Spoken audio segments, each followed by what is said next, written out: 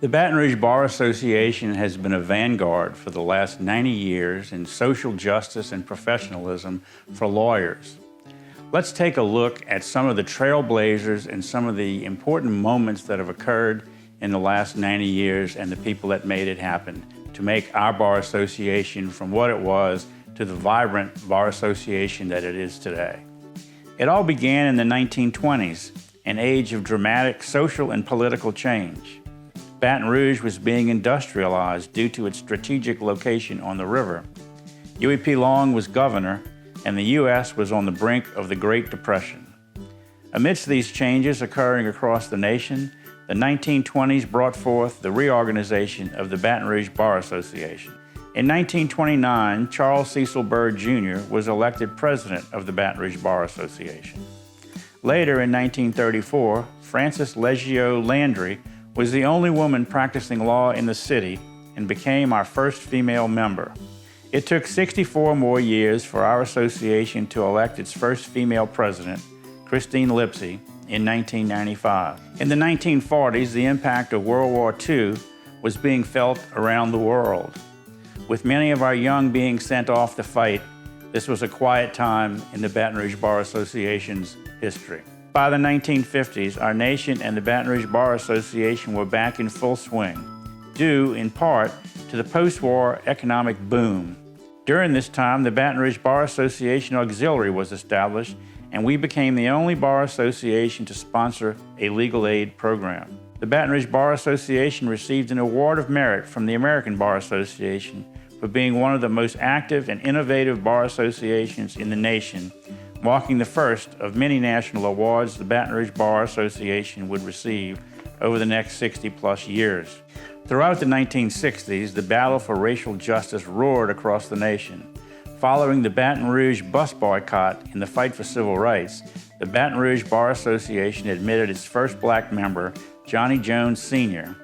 But it wasn't until Leo Hamilton in 2002 that the Baton Rouge Bar Association elected its first black president.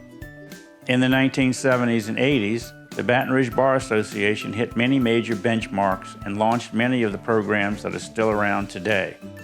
The Lawyer Referral Service was formed. We assisted in the establishment of the public defender system. We became the first and only bar in Louisiana to have its own office space, and thanks to the vision of 1984 President James E. Toops, the first executive director was hired.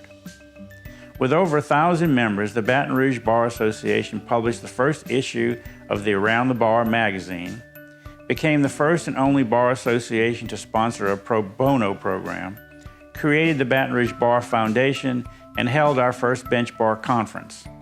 Growth continued into the next decade when the Baton Rouge Bar Association purchased its permanent home on Main Street in downtown Baton Rouge.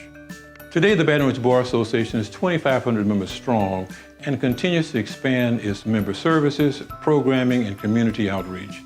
Its success is due to you, the country's finest lawyers and judges, and your pride on what it truly means to be a Baton Rouge lawyer. Baton Rouge lawyers do not lie to one another or to the court. A Baton Rouge lawyer will not default to another lawyer when he's been notified by telephone that the other lawyer is representing a party in a case. A Baton Rouge attorney does not set up depositions without first coordinating the times and dates with the calendars of all other attorneys involved in the case.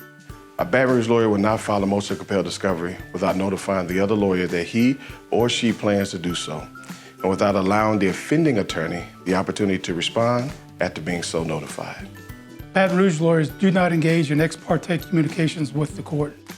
When a Baton Rouge lawyer tells you that he's going to do something or send you something, he actually does it. No written motion is required when a Baton Rouge lawyer gives you an extension of time. His word is good, unless, of course, the court requires a written motion.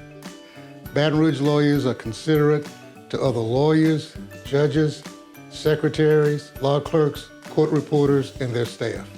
Baton Rouge lawyers know that their clients are precious to them, and thus Baton Rouge lawyers don't try to entice those clients away from their fellow lawyers. In Baton Rouge, unless otherwise stipulated, the defendants pay the costs of a settlement. Baton Rouge attorneys do not file unnecessary pleadings. just for the purposes of generating an attorney's fee. When a Baton Rouge lawyer calls another Baton Rouge lawyer, that call will always be returned. It may take a day or two, but the call will be returned. So in celebrating our 90th year of the Baton Rouge Bar Association, our hope was to applaud for the entire year what it means to be a Baton Rouge lawyer. As Ed Walters captured in his 1987 article that's being highlighted here tonight, the friendly nature of how we practice law in Baton Rouge is truly a gift. We should recognize and appreciate how we practice law in Baton Rouge and how we expect others to do so. On behalf of all the past and present officers of the Baton Rouge Bar Association, I want to thank you for being here tonight. Let's all celebrate 90 years of the Baton Rouge Bar. Cheers to 90 years.